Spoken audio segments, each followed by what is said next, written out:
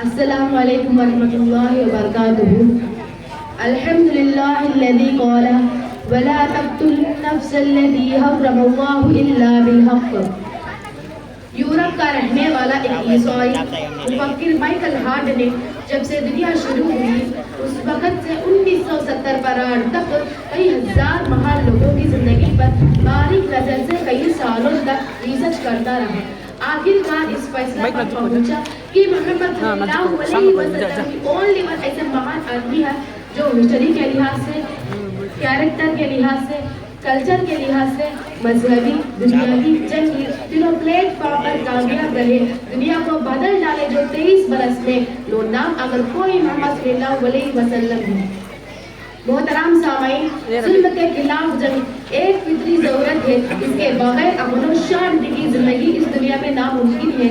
ظالموں کا مقابلہ کرنا، ظلم کے بڑھتے ہوئے طوفان کو روکنا ہی اصل میں پوری انسانیت پر احسان عظیم ہے. اگر سرسری سے دیکھا جائے تو اس امت پر سب سے بڑا احسان آپ صلی اللہ علیہ وسلم کا ہی ہے. زندگی کے ہر شعبے میں آپ کی تعلیمات سے بڑا انقلاب آیا. اس میں سے ایک شعبہ آپ صلی اللہ علیہ وسلم کا طریقہ جنگ اور اقوام عالم کا طریقہ جنگ کیا ہے. دنیا کی قومیں جب کسی سے جنگ کرتی تھی تو جس علاقے میں گھسے اس کو قبرستان بنا دیتے، ان کا زبردستی مذہب تبدیل کرایا جاتا، ان کے مقتولین کی توہین بھی کی جاتی، ان کے مذہبی مقامات اور ان کے گھروں کو گرا دیا جاتا، ان کی لائبریری کو جلا کر راکھ کر دیا جاتا، ان کی جو عورتیں بچ جائے ان کو بانسا بنا دیا جاتا، ان سے جو چاہے موجودہ دور میں برطانیہ، امریکہ اور اسرائیل نے پوری دنیا میں فکرہ فساد برپا کر کے پوری انسانیت کے قیامت کے دن سود پھوٹے جانے کی بات کی تباہی کا منظر دکھایا. افغانستان، عراق، فلسطین، شام جیسے حسین دیشوں کو بارود کا ڈھیر بنا ڈالا.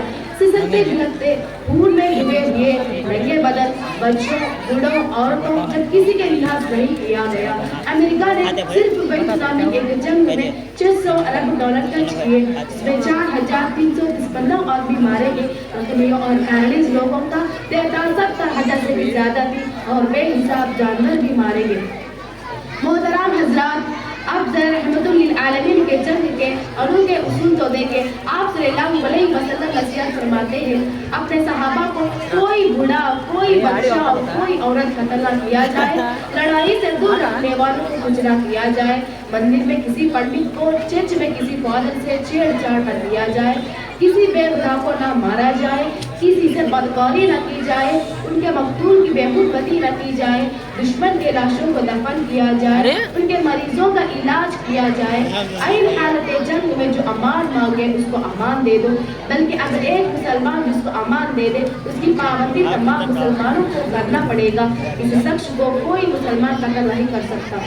رات میں حملہ نہ کیا جائے، صلح کی درخواست قبول کر لی جائے، قیدیوں سے بہترین سلوک کیا جائے، کسی کھجور کو ہاتھ نہ لگانا، کسی درخت کو نہ کاٹنا، کسی عمارت کو نہ گرانا، انسان کو انسان، جانوروں کو میدان جنگ میں گھبراہٹ نہیں ڈالنے سے بھی منع فرمایا. یہ وہ بیس اور کنڈیشنز ہے جس کی بنیاد پر اللہ کے نبی صلی اللہ علیہ وسلم نے جنگوں میں شرکت فرمائی. حضرات، آپ صلی اللہ علیہ وسلم کے قیدیوں کے ساتھ ظلم کو دیکھیے. مصعب بن عمر رضی اللہ عنہ کے بھائی کہتے ہیں جب مجھے بدر سے قیدی بنا کر لایا گیا تو آپ نے مجھے انصار کے حوالے کیا. وہ میرے آرام کا خیال تو رکھتے، مجھے پیٹ بھر کر بہترین کھانے کھلاتے اور صرف 2 دن کھجور پر اکتفا کرتے تھے.